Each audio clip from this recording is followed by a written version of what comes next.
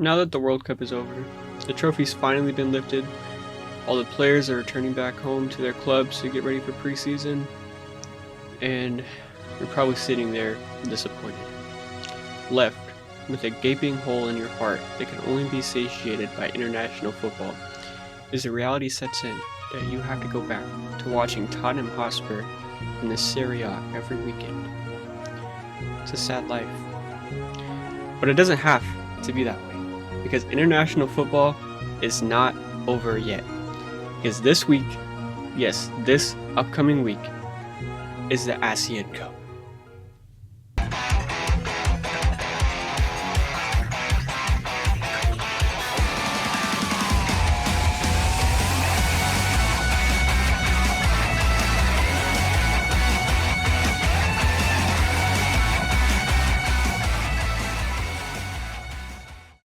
The ASEAN Cup, formerly known as the AFF Cup, is the primary international football competition in Southeast Asia, and boy am I excited for it, because honestly, I feel like this is the most competitive Southeast Asian football has been for a while.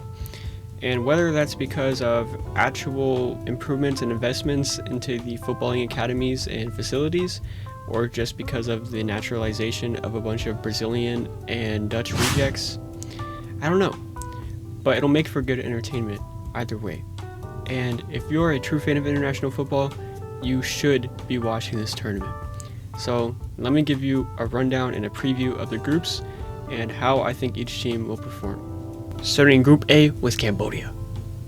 Also, I know I'm a day late to uploading this. I couldn't get the video done on time, but neither of the results so far changed my predictions that much. Cambodia aren't exactly a nation rich with footballing heritage. They're yet to make it out of the group stages in the ASEAN Cup and haven't had much success elsewhere either. Their best ever result was a 4th place in the 1972 Asian Cup, where there were only 6 teams. Led by Japanese head coach Koji Gayotoku, who's managed the Cambodian youth team since 2019, they'll look to the 23-year-old star striker Siang Chanti alongside the naturalized Ogawa, Bento, and Kulabali to lead them to potential glory. Cambodia is a team that knows how to find the back of the net quite well, in all fairness, scoring 10 and 7 goals in the last 2 editions, one of the best records of any team. The problem is, they cannot keep a clean sheet if their life depended on it, even against Brunei. Azik looking to come in.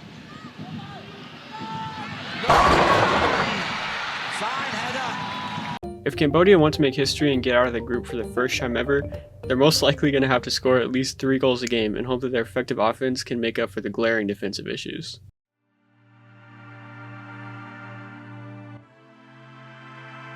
Singapore is the second smallest country participating in this year's edition, but despite that, they still have a pretty rich footballing history. They've won the whole thing 4 times as recently as 2012, and they've made it out of the group 3 other times. In addition to that, they just recently qualified to the Asian Cup for the first time since 1984, a massive achievement for Singaporean football. Keep an eye out at this tournament for the Fandi bros Ilhan and Irfan. Although notably, Iksan Fandi will be excluded from this year's squad, alongside Song Yu-young, who played very well in Singapore's recent Asian Cup qualifiers. Veteran center back Safwan Baharuddin is another notable exclusion. With 133 caps for Singapore, he'll have to miss the tournament due to Selangor refusing to release him.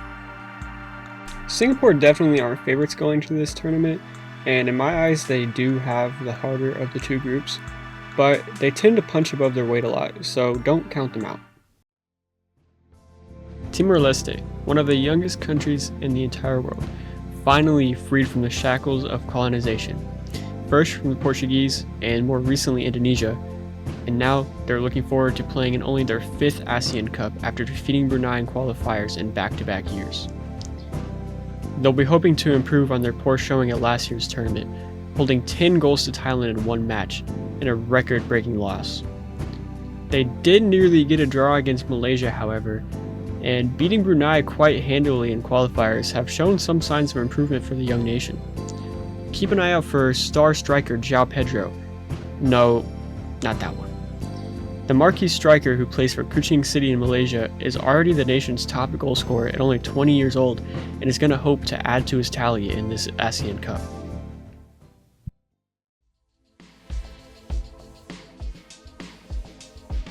Anyone who's been following Asian football for the last couple of years will have noticed Indonesia's very sudden rise, seemingly out of nowhere. From being one of the worst teams in all of Asia to now competing with the best teams in the continent. This was largely in part due to naturalizing and handing citizenship to any Dutch citizen whose bloodline has ever stepped foot on the islands of Indonesia. But despite their recent rise to the ranks of Asia, Indonesia have never won the ASEAN Cup in their 15 times of trying, having finished runner-up a gut-wrenching 6 times. With a fan base as passionate and football-obsessed as Indonesia, they're going to be starving for silverware at this tournament. Even with several of their European dual nationals staying at home, Indonesia are going to feel that this is the best chance they've had in some time. Starlet Marcelino Ferdinand, who at 21 already has 40 plus appearances for the national team, will be hoping to spearhead Indonesia to glory. Although, after earning a move to championship side Oxford United, before being loaned to Slovakian club AS Trinsen, he's only made 4 appearances in the past year or so, being very in and out of the club's lineup. So he'll be hoping to get back into some consistent form going into this tournament.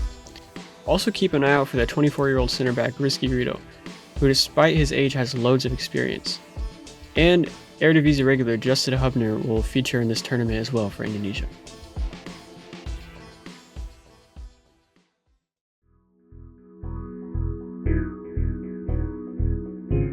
Vietnam, the current reigning champion of Southeast Asia for the 3rd time in their history. After the disastrous appointment of Philippe Troussier, who only won 4 games during his whole tenure. He was whipping up shit in a kettle, boiling shit. Actual shit, like boiling poo in a kettle. The Vietnamese went back to the trend of hiring Korean coaches with Kim Sang-sik, looking to invoke the spirit of legendary Park Hang-seo. And so far, it's been an incredible success. Kim has Vietnam undefeated in nearly 2 whole calendar years, bringing home the ASEAN Cup undefeated, as well as going undefeated in Asian Cup qualifiers, after Malaysia got their results voided, that is. Vietnam are going to feel confident going into this tournament that they can go back-to-back and etch themselves into a legendary era of Vietnamese football. Playing a more attacking brand of football under Sang-sik, former Brazilian, now proud Vietnamese Nguyen Xuan Son, also known as Rafaelson, will feast this tournament. He already has 10 goals and only 8 appearances for the Golden Star Warriors. I do just want to say for the record that I'm really not a big fan of these 5-year naturalization projects for Southeast Asia, just grabbing any random Brazilian, bringing them to the Viet League or the Malaysian League and then naturalizing them. I feel like it kind of takes away opportunities for the local talent and actually developing a good foundational football culture for the future. But with that being said, Nguyen Xuan Son or Rafaelson is an extremely entertaining player to watch, and I would be lying if I said that I wasn't a little bit excited to watch him tear up the ASEAN Cup again. They also added 2 more former Brazilians, Giovanni Magno, now Nguyen Tai Lo, and Hendrio, now known as Do Hwang Hin. Also keep an eye out for the young striker Nguyen Den Bak. We've yet to see him impress too much, but he showed flashes at the last Asian Cup and the U23 Asian Cup, bagging 3 goals en route to a 3rd place finish. Laos, the 2nd worst ranked team in the entire tournament, a country who's endured a long history of struggle both on and off the pitch.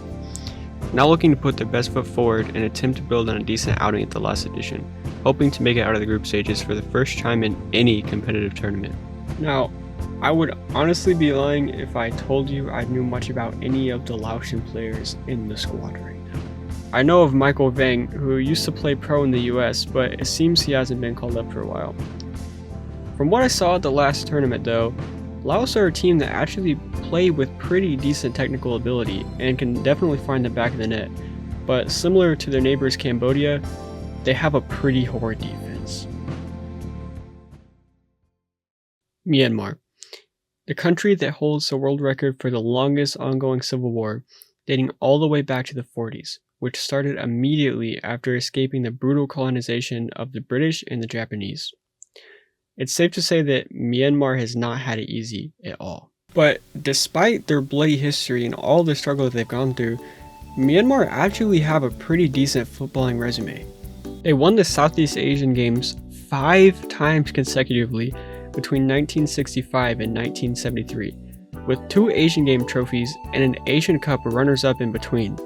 That's a seriously impressive trophy haul for any national team. Ever since then though, it's been pretty much entirely downhill. Nowadays, Myanmar is one of the weaker sides in the tournament. With the absence of Ungtu, the most talented player in Myanmar's modern history, Myanmar will have to fall back on ASEAN legend Mong Mong Lin, who some might know for scoring this goal against Man United. The prolific goal scorer and free kick specialist will have to be on top form if Myanmar are to escape the group for the first time in a decade. Malaysia are a very weird team to me, because in my eyes they're clearly better than all the teams that I have below them, but the teams I have ranked above them, I think they're a clear tier down in quality, which leaves them in kind of a limbo state of being just not good enough to compete in my eyes. Malaysia will show signs of being a serious team and then bottle it in the most heartbreaking fashion. Like last year when they drew to Cambodia, putting them in a position where they had to win to advance, only to do absolutely nothing against Singapore and get grouped. And on top of that, Malaysia have missed out on the most recent Asian Cup after forging documents for any South American reject who is willing to take a quick paycheck if they said that their grandparents were Malaysian. And after FIFA realized that not a single one of them had any connection to the country whatsoever, all of their wins got forfeited. And then they proceeded to get smacked by Vietnam, eliminating them from contention. This team desperately needs some sign of hope after all of that. In this edition, they'll notably be missing out on star forward Faisal Halim, who, similar to Singaporean Baharuddin, was unable to be released by his club, Selangor, again. And now that I'm actually looking at it, it kind of just seems like Malaysia are bringing a full B team, leaving out several veteran players and calling up youth players in JTD's second team. Nothing about Malaysia as a whole really sticks out to me, good or bad. I just think they need to improve incrementally from last year's very mediocre showing, which might be hard with a squad not at full strength. I'm honestly not too familiar with a lot of the players in this current pool, but the experienced duo of Saifiq Ahmad and Mahamadou Suramet could be something to look forward to. The Philippines, the country with the largest diaspora in Southeast Asia. And recently, similar to Indonesia, they've had a rise by calling upon their diaspora players. Going into this tournament, they'll look to build on an impressive semifinals where they upset Thailand in the first leg and nearly dragged themselves to the final, if not for a late dagger from Sufinat Malunta. The Filipinos didn't call up their strongest squad to the tournament, notably missing Bochum's Gerrit Holtmann, Paul Tubinas, who recently signed for Croatian giants Dinamo Zagreb, and prolific goal scorer Bjorn Christensen. But keep an eye out for winger Pakola Buis, who recently got a move to Europe with Croatian side Vukovar in 1991, as well as Sandro Reyes and young prodigy Santi Rubico. Thailand, the unanimous kings of Southeast Asia, with 7 ASEAN titles to their name, alongside a slew of Asian Game titles and a couple of trips in the knockout stages of the Asian Cup. Coming off of a heartbreaking loss to Vietnam in the last edition, Thailand are in my eyes joint favorites alongside the current champions and will 100% be aiming to add another title to their collection.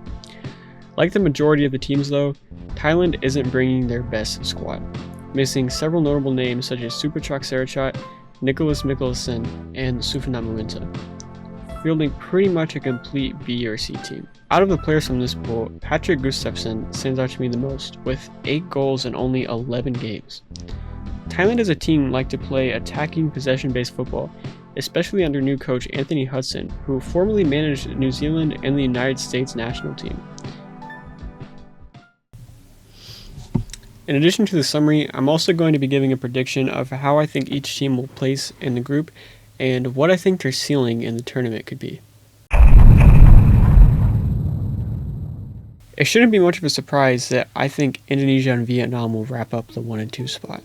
I could see Indonesia taking the first place spot, but it would take an absolute nightmare for Vietnam to get knocked out entirely.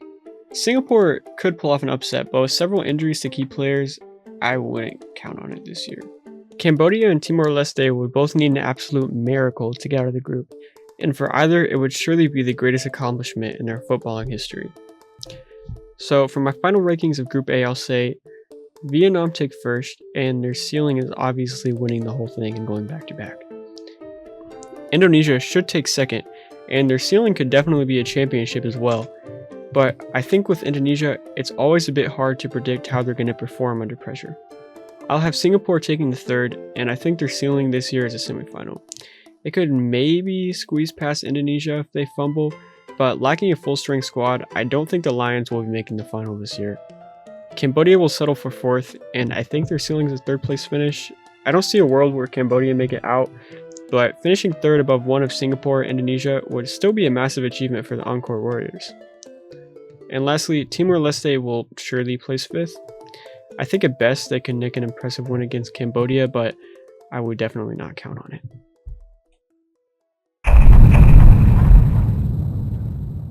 Thailand should easily take first in this group. I'm not as confident with the squad they called up, but they should be able to see their way through the group. Their ceiling is obviously winning a championship. I truly believe this is a near 50-50 and could really go either way, but I think the Philippines will make this semis for a consecutive time and start to build on their young foundation. I feel they're neck and neck with Malaysia, but I think the Philippines have more standout talents, especially since Malaysia didn't call up their A team. I think their ceiling is actually the finals.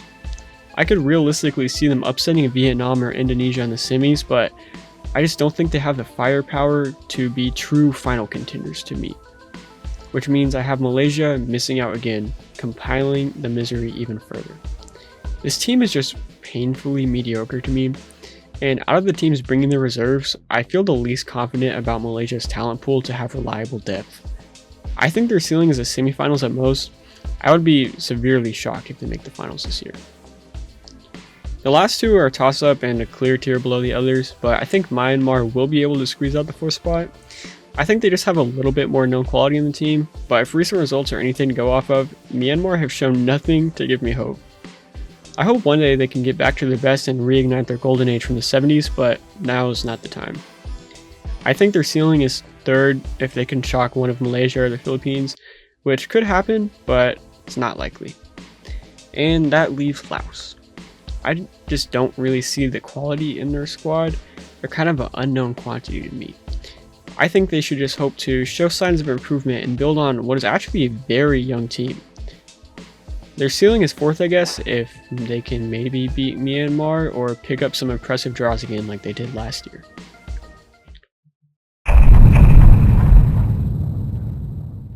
So with my predictions, I'd have Vietnam versus the Philippines and Thailand versus Indonesia. Some pretty interesting matchups. And I actually think that either of these draws could go either way. I feel that they're pretty even this year. With Vietnam and the Philippines, Vietnam should have enough in the tank to beat the Filipinos, especially since they're one of the only teams to call up a full-strength squad. But the Philippines' recent leap has been really interesting to watch, and they 100% have the quality to cause an upset. I'll say 4-2 Vietnam in extra time. I see a 2-2 draw in Manila, and Vietnam are able to wrap it up late 2-0 at home. Now this might be a bit controversial, but after looking at the team Thailand is sending, I'm actually pretty bullish on Indonesia being able to cause an upset here and take down the kings of Southeast Asia. Indonesia is going to be hungry for silverware, and despite missing some key players, I actually think on paper Indonesia have a stronger squad. I will say though, I believe in the Thais' coaching and footballing structure as a whole over Indonesia's, which might give them the edge. I'll say this will end in a feisty 3-3 draw, and Indonesia will overcome their demons to win on pins and advance to the finals. Which would make the final matchup this year Vietnam versus Indonesia, which would be absolute cinema. I would love that as a neutral fan. And if this were the case, my winners would be Vietnam. Again. With the home run coaching appointment, the crazy unbeaten record they're going on, and even though I'm not a fan of it, the naturalized Brazilians do help quite a bit. As for Indonesia, I respect this generation a lot and I think they do have quality. And I think if it comes down to it, they're actually pretty even matched. I think Vietnam is better coached in my eyes. They both have an X factor in Swanson and Marcelino Ferdinand, but I do think the mental edge of being current champions versus perennial bottlers plays into the Vietnamese favor. So if we're going like band for band here, I think Vietnam have the edge in maybe 2 out of 3 categories. So yeah, a bit boring, I know, but I think Vietnam go back to back and cement a new hope of Vietnamese football headed into the Asian Cup, and Indonesia experience yet another heartbreak. But this time with positive signs to look forward to and further build their depth and talent pool. But regardless of who wins and what the outcome is, I'm very excited for this tournament, and you guys should be as well. This is my first video, so I'm experimenting with my editing style a bit and how I record things. I'm also trying to find what niche of football interests me the most. So if you guys have any suggestions for lesser known competitions or leagues you want me to take a look at, or just topics you want me to cover in general, just leave them in the comments and I might take a look at them. But yeah, anyone who's made it this far, I appreciate you severely, and I hope you'll stick around for what's to come in the future. And I appreciate you, and I hope you have a great day. Ciao.